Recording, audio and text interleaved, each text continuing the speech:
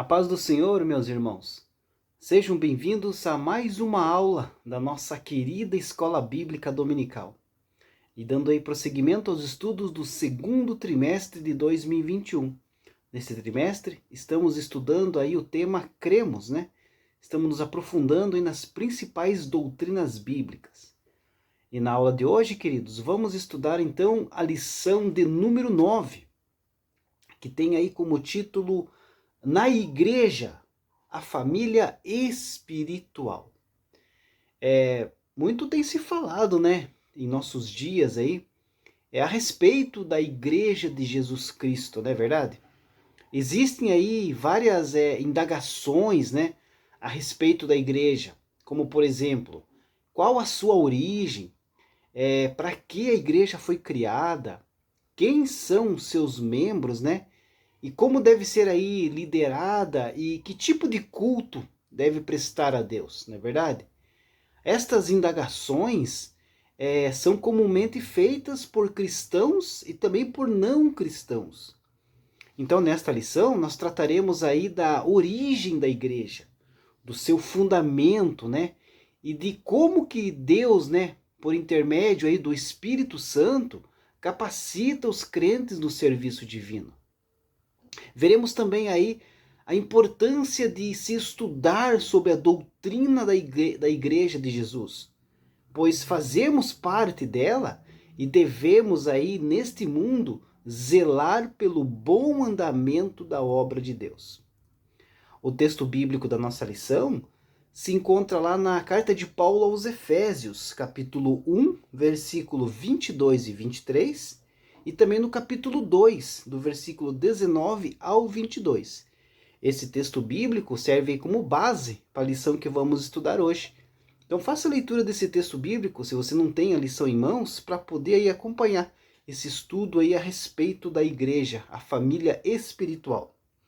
O destaque da nossa lição se encontra lá na carta de Paulo aos Efésios, capítulo 2, versículo 22, que diz assim: Assim vocês também, unidos com Cristo, estão sendo construídos junto com os outros, para se tornarem uma casa onde Deus vive por meio do seu Espírito. Que bênção, né?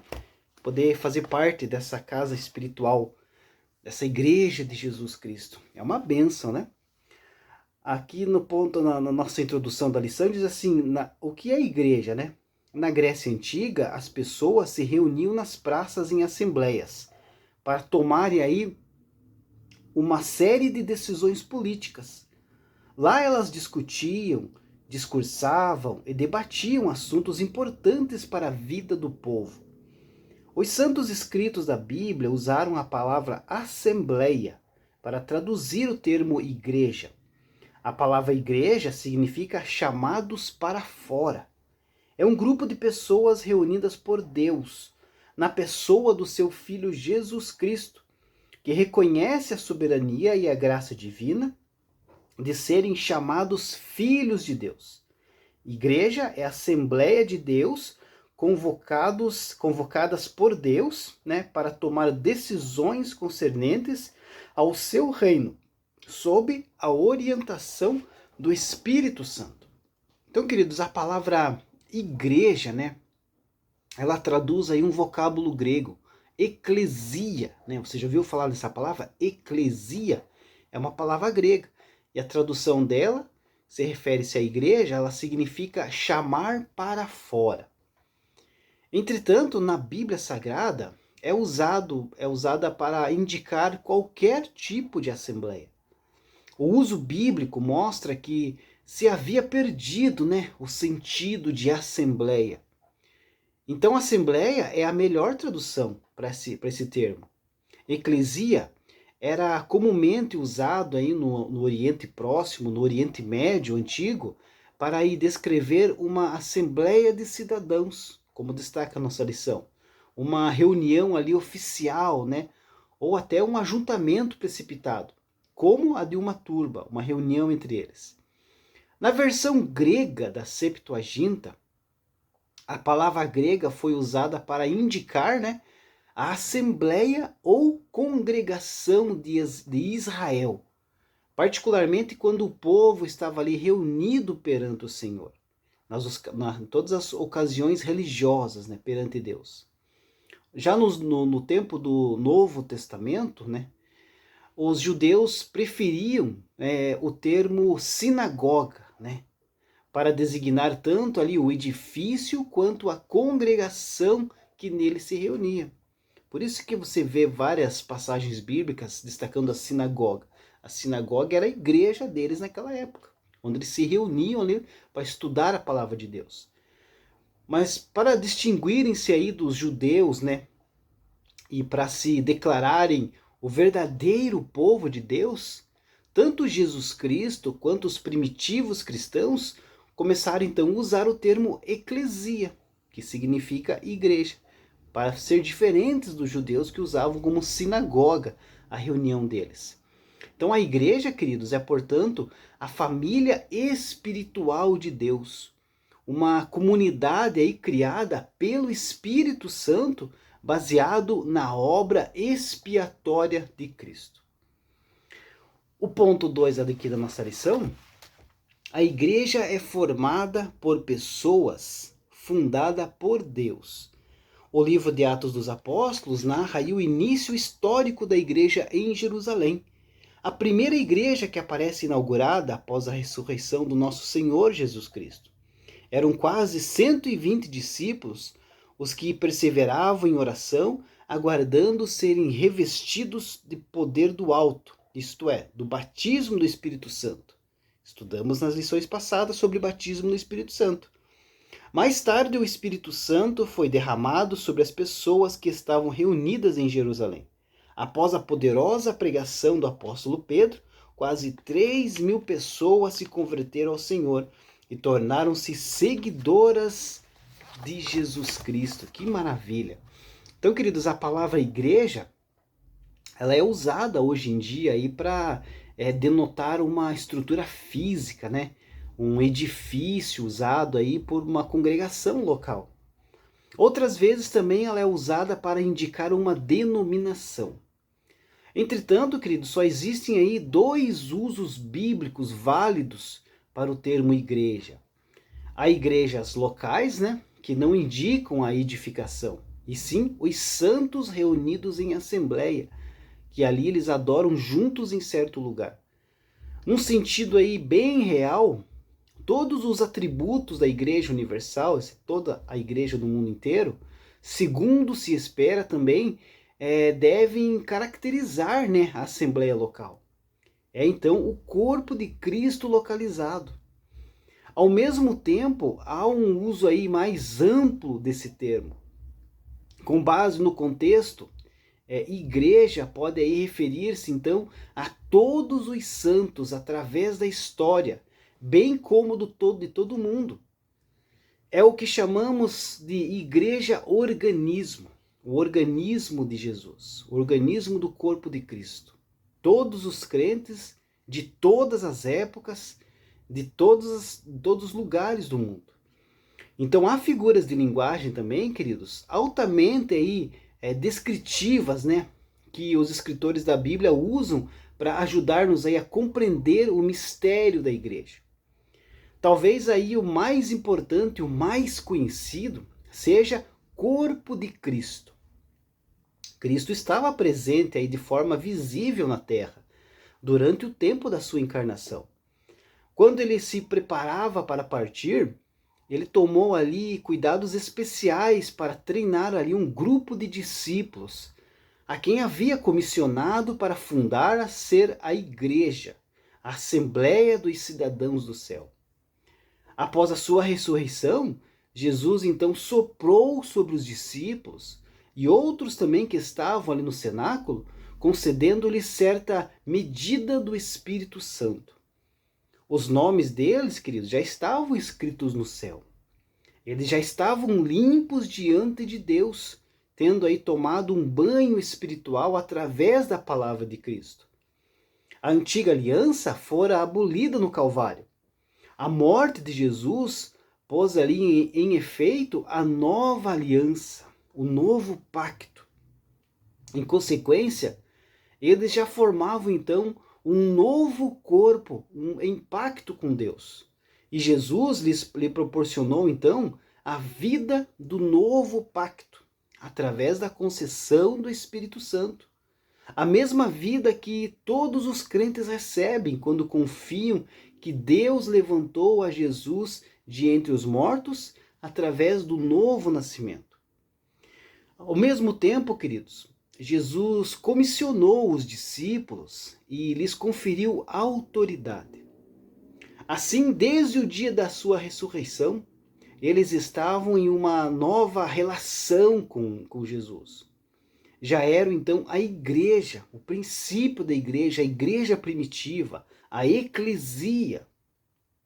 Jesus então instituiu não ali uma organização, mas um organismo.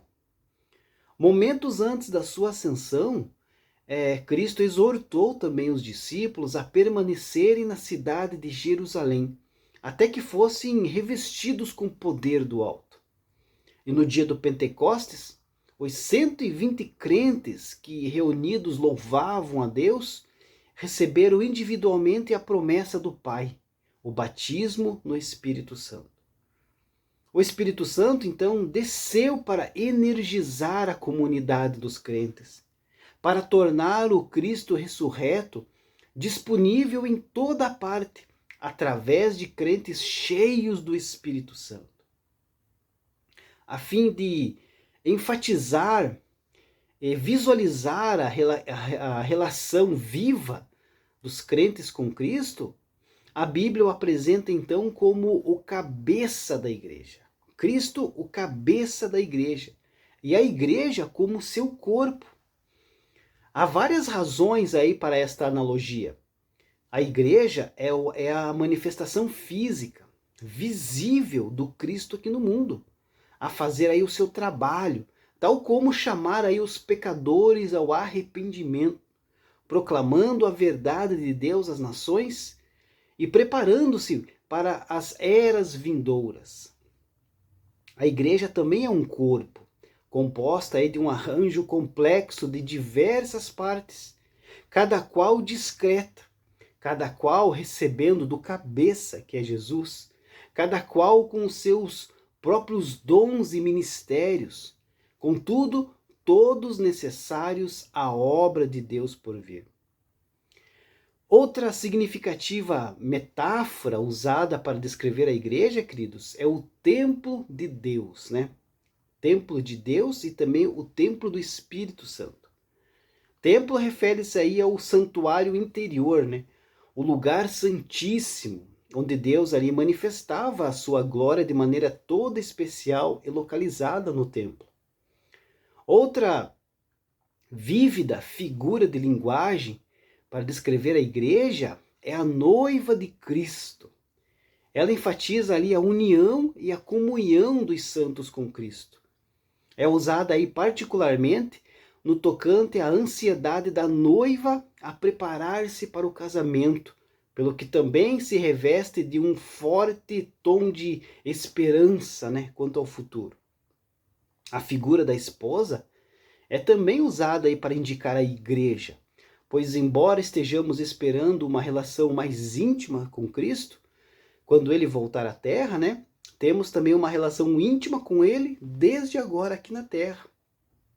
O relacionamento do matrimônio é usado aí para ilustrar o amor e o cuidado de Cristo para a igreja, bem como a devoção e a fidelidade da igreja a Cristo.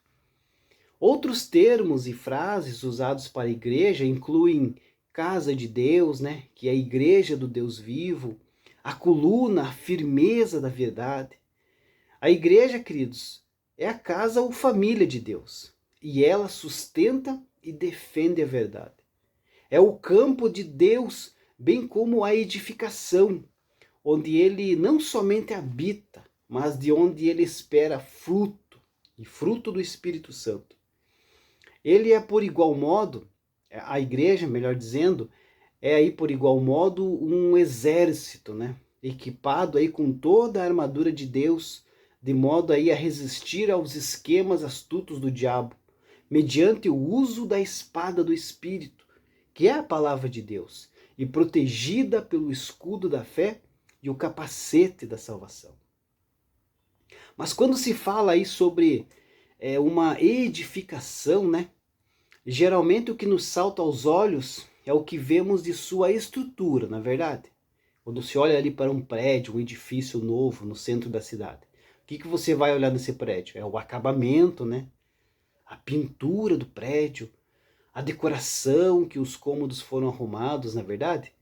Mas, entretanto, o mais importante não é nenhum desses itens do prédio. Estes servem aí para adornar o local, não é verdade? Mas o que tem maior importância em uma edificação, em um prédio, é justamente o que não vemos, ou seja, o fundamento desse prédio.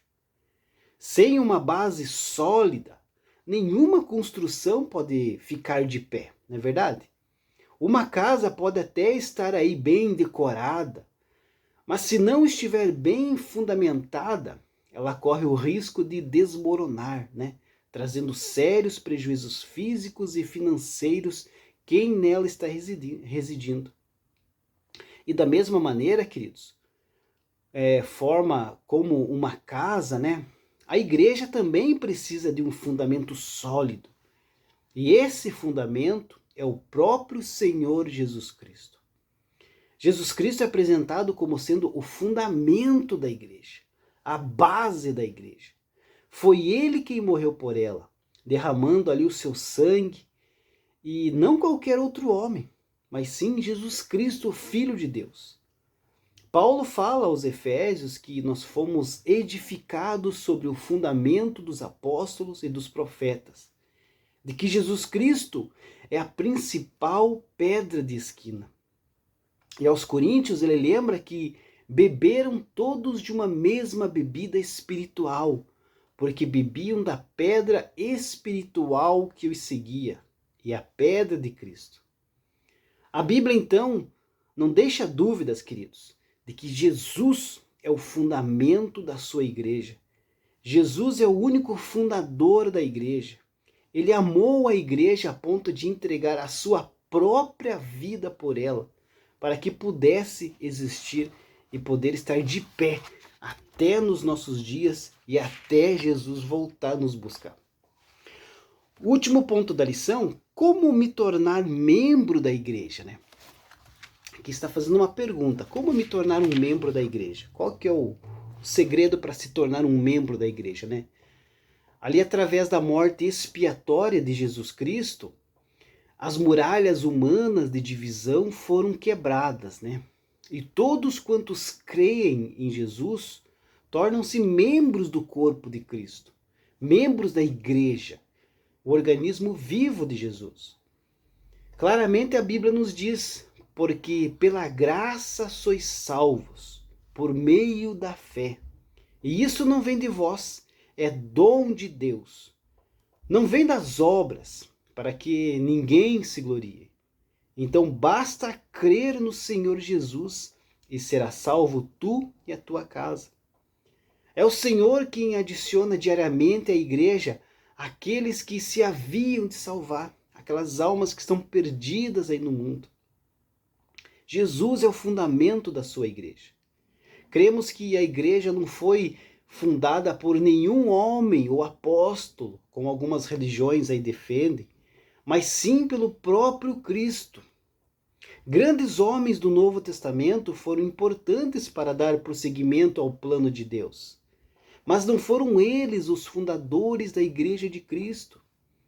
E por meio da sua igreja, Jesus provê o alimento espiritual e comunhão para todos os salvos. Manifesta a sua vontade e oferece a salvação para aqueles que carecem dela. Deus abençoe a sua vida. E até a próxima lição, se Deus assim permitir.